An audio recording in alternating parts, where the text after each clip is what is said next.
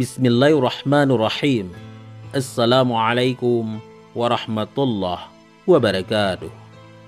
Kembali lagi di channel Pena Pencari Hikmah. Kali ini kita akan bahas penciptaan Nabi Adam. Jangan lupa sukai video ini, komen, dan berlangganan, serta bagikan video ini agar bermanfaat bagi semua. Sahabat Ibnu Abbas radhiyallahu an berpendapat, Allah yang Maha Luhur menciptakan jasad Nabi Adam alaihissalam dari tanah yang berasal dari daerah-daerah di dunia. Kepalanya dari tanah Ka'bah, dadanya dari daerah-daerah di bumi, perutnya dari tanah India, kedua tangannya dari tanah Masyrik atau Timur, dan kedua kakinya dari tanah Maghrib atau Barat. Dalam riwayat lain, Wahab bin Munabbih seorang tabi'in berpendapat, Allah yang Maha Luhur menciptakan Nabi Adam alaihissalam dari 7 lapis bumi. Kepalanya dari bumi lapis pertama, lehernya dari bumi lapis kedua, dadanya dari bumi lapis ketiga, kedua tangannya dari bumi lapis keempat, punggung dan perutnya dari bumi lapis kelima, pinggang dan pantatnya dari bumi lapis keenam, dan kedua lengan kakinya dari bumi lapis ketujuh. Dalam riwayat lain, sahabat Ibnu Abbas radhiyallahu an berpendapat, Allah yang Maha Luhur telah menciptakan Nabi Adam.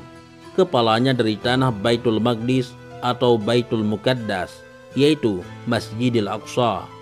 Wajahnya dari tanah surga, kedua telinganya dari tanah Gunung Tursina, keningnya dari tanah Irak, gigi-giginya dari tanah Telaga Kausar, tangan kanan serta jari-jarinya dari tanah Ka'bah, tangan kirinya dari tanah Paris, kedua kaki serta kedua lengan kakinya dari tanah India, tulangnya dari tanah gunung, aurat kemaluannya dari tanah Babilonia, punggungnya dari tanah Irak, perutnya dari tanah Khurasan, hatinya dari tanah surga Firdaus, lisannya dari tanah Taif, dan kedua lisannya dari tanah Telaga. Ketika kepalanya diciptakan dari tanah Baitul Maqdis atau Masjidil Aqsa, maka jadilah ia tempat akal, kecerdasan, dan berpikir. Ketika kedua telinganya diciptakan dari Gunung Tursina, maka jadilah ia tempat mendengarkan nasihat. Ketika keningnya diciptakan dari tanah Irak, maka jadilah ia tempat sujud kepada Allah yang Maha Luhur. Ketika wajahnya diciptakan dari tanah surga, maka jadilah ia tempat ketampanan dan perhiasan. Wajah adalah perhiasan tubuh.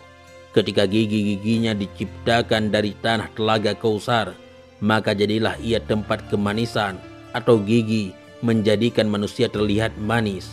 Ketika tangan kanannya diciptakan dari tanah Ka'bah, maka jadilah ia tempat keberkahan, pertolongan di dalam mata pencaharian, dan kedermawanan.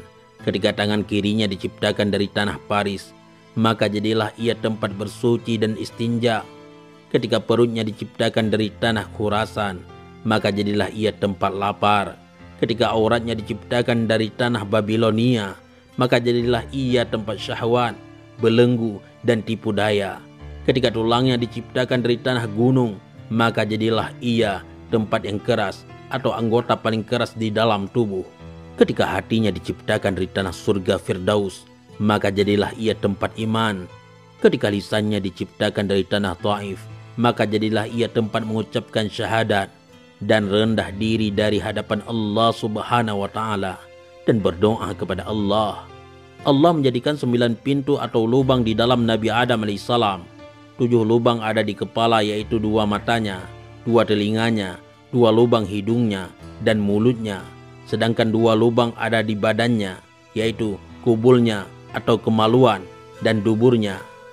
Allah Subhanahu wa Ta'ala menjadikan baginya Nabi Adam alaihissalam 5 indera, yaitu indera penglihatan di mata, indera pendengaran di kedua telinga, indera perasa di dalam mulut atau lidah, indera peraba di kedua tangan, dan indera penciuman di hidung. Dikatakan dalam sebuah pendapat ulama, ketika Allah akan meniupkan ruh ke dalam Nabi Adam alaihissalam, Allah yang Maha Luhur memerintahkan ruh itu untuk masuk ke dalamnya. Dan dikatakan dalam sebuah pendapat ulama, sesungguhnya ruh itu masuk dari otak Nabi Adam alaihissalam. Ia ruh itu mengitari di dalamnya selama 200 tahun. Kemudian ruh itu turun ke dalam kedua mata Nabi Adam alaihissalam. Ia melihat dirinya. Ia melihat masih berupa tanah kering. Ketika ia telah sampai pada kedua telinga Nabi Adam alaihissalam, ia mendengar bacaan tasbih para malaikat. Kemudian ia jatuh ke dalam hidung, maka ia bersin. Ketika ia selesai dari bersinnya, ruh itu turun ke mulut, lisan, dan kedua telinga Nabi Adam alaihissalam. Allah yang Maha Luhur pun mengajarkannya untuk mengucapkan Alhamdulillah.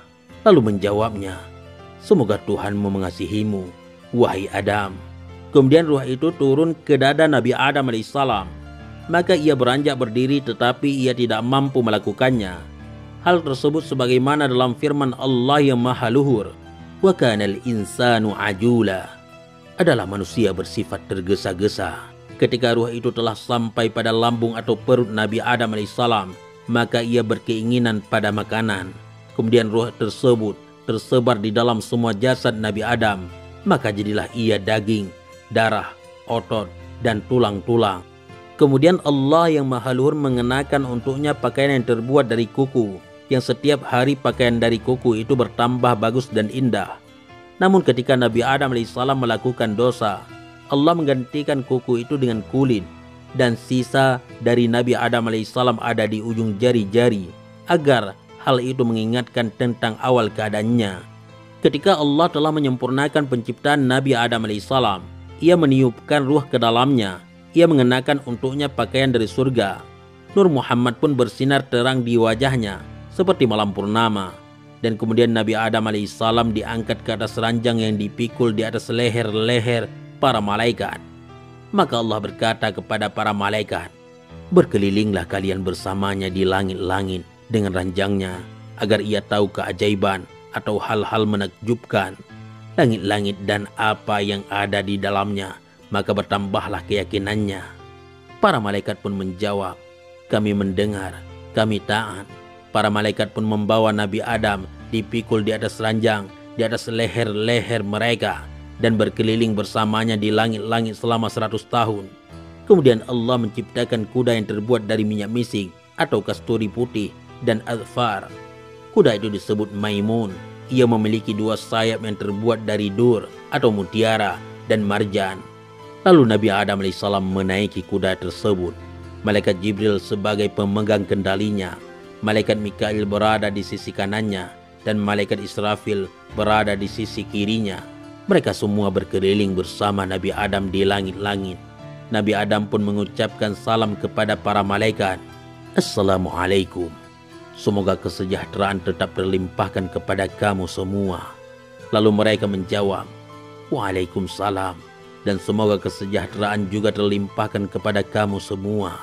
Lalu Allah yang Maha Luhur berkata, wahai Adam, ini adalah penghormatan kepadamu dan penghormatan kepada keturunanmu di dalam apa yang ada di antara mereka sampai hari kiamat. Wallahu a'lam bishawab. Mudah-mudahan ini semua bermanfaat. Assalamualaikum warahmatullahi wabarakatuh.